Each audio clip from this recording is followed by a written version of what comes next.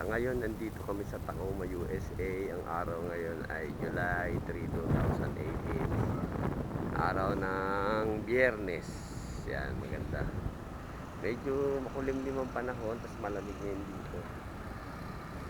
Tapos ito, yung isang barko na container, Italia. Italia. Yung lingkod, yung bagang lapas. Yan, Bosporus Highway. Araw ng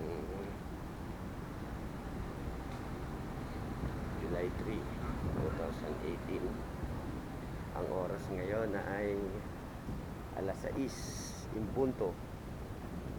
Yan, ito ang Tacoma, USA. Yan. Yan. Mapuno na, nakapaligid naman ng puno.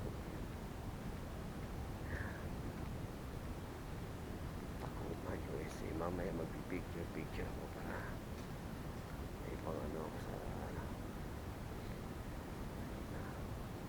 sa kabila.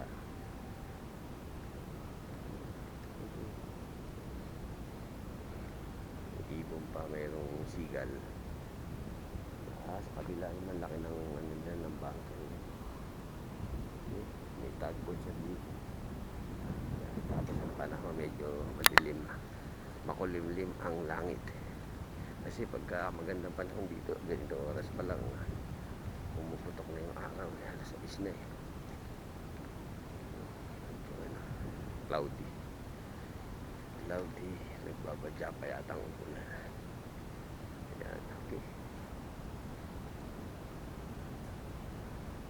Tacoma, USA.